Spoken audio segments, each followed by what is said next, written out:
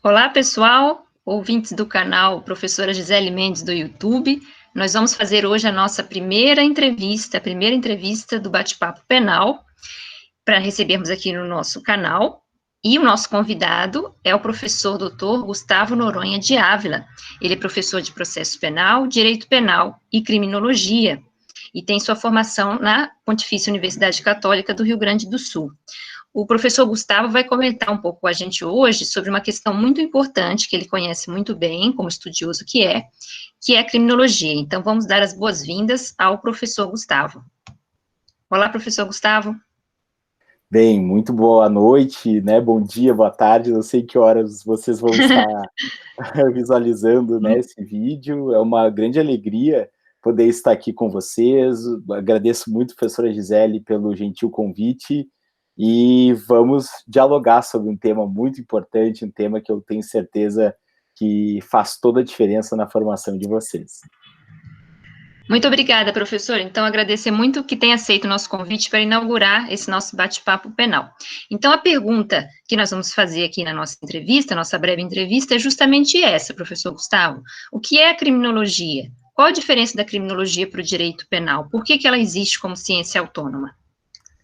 Bem, essa pode parecer uma pergunta simples, mas ela é uma pergunta que, na verdade, envolve vários aspectos, não é? Se nós formos olhar para a criminologia enquanto disciplina, ela se constitui no final do século XVIII, ela tem, né, a origem no positivismo italiano, fundamentalmente, e ela originalmente foi colocada como uma espécie de disciplina auxiliar das dogmáticas penais.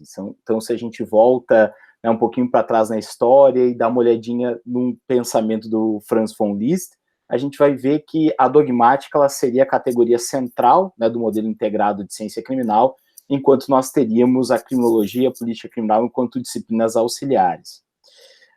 Muita coisa mudou nesse meio tempo e a criminologia ela passou a adquirir um status de autonomia científica.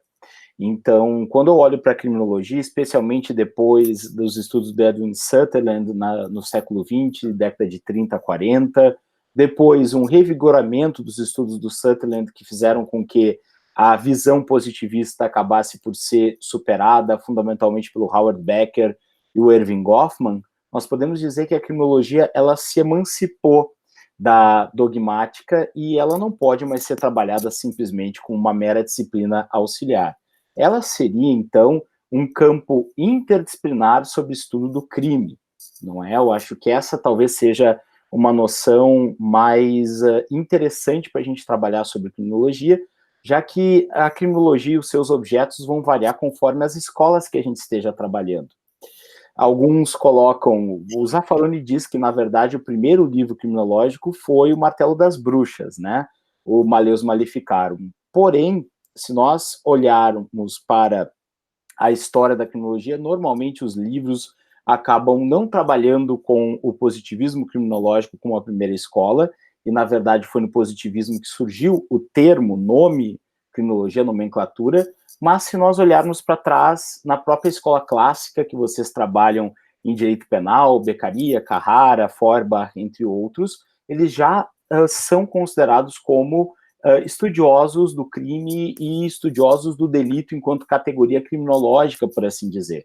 Tanto é verdade que depois os positivistas italianos, eles acabaram olhando para o Beccaria e os seus colegas e percebendo, olha, na verdade vocês são os clássicos porque vocês são antigos, retrógrados, o que nós precisamos é realizar um estudo científico, aspas, aspas, da criminologia, porque também no positivismo criminológico nós tivemos uma série de erros metodológicos que levaram o Lombroso, inclusive através desses erros metodológicos, construir a categoria do criminoso nato, não é? Se nós formos pegar, por exemplo, dois gêmeos, e é um exemplo que se dá, um estudo clássico, né, em inglês, feito, dois gêmeos nascidos com exatamente a mesma constituição genética, né, portanto, e se eles forem criados em dois ambientes diferentes, um ambiente mais criminógeno, digamos assim, em que ele tenha mais contato com situações criminosas, e outro num local mais adequado, né, um lugar de classe média alta, a tendência, né, de acordo com esses estudos,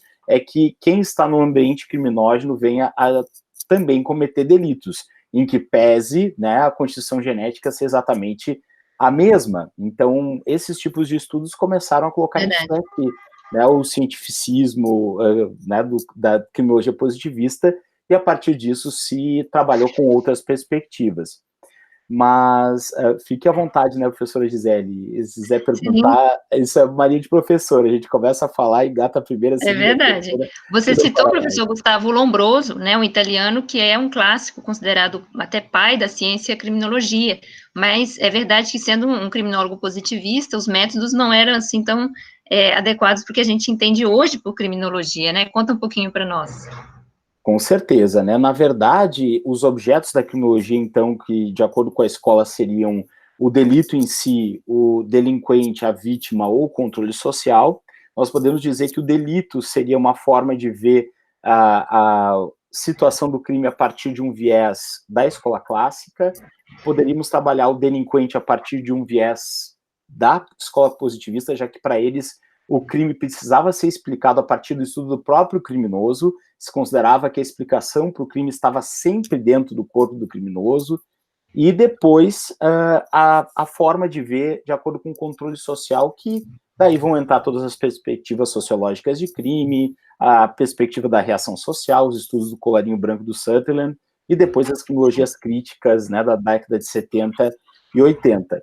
E além disso, o estudo da vítima, né, o estudo proporcionado pelas vitimologias, que vai variar conforme o tipo de escola com qual a gente trabalha. Se for um viés positivista, a gente vai tentar buscar a causa do crime na própria vítima, e a gente, infelizmente, vê isso até hoje com algumas concepções sexistas, né, machistas, de que a mulher estava passeando, né, às 4:30 da manhã perto do Tribunal Central de ônibus, ou ela estava em vestes inadequadas. Bem, esse tipo de perspectiva diz respeito justamente à vitimologia positivista, tentar buscar a explicação do crime dentro da vítima, não é? E hoje a gente tem um ressurgimento da vitimologia com base em outra perspectiva, uma perspectiva muito mais democrática, digamos assim, que é uma perspectiva no sentido de tentar trazer a vítima de volta para o centro das atenções do processo penal. E daí a gente tem todas as práticas restaurativas que surgem nesse sentido, para tentar dar um novo protagonismo para a vítima, mas um protagonismo positivo e não negativo, como acontecia, né, na escola italiana. Verdade, professor. Então, a criminologia, pelo que você contou, ela tem um método muito mais prático, né, do que o direito penal, empírico, a gente pode dizer, né?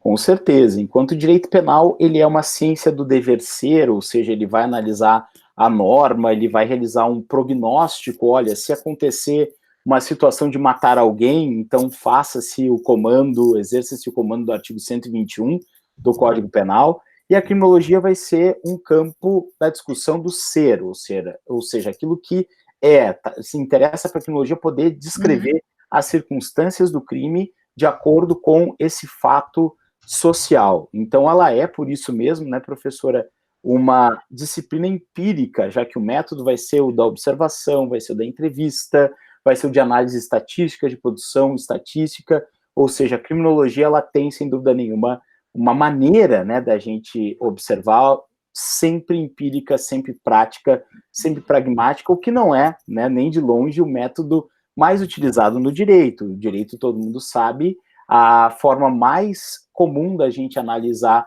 um fato à luz do direito é de acordo ou com a norma, que é uma fonte fundamental de qualquer disciplina jurídica, como também através da doutrina, ou seja, uma técnica bibliográfica de revisão, e tudo isso acaba, com certeza, aparecendo.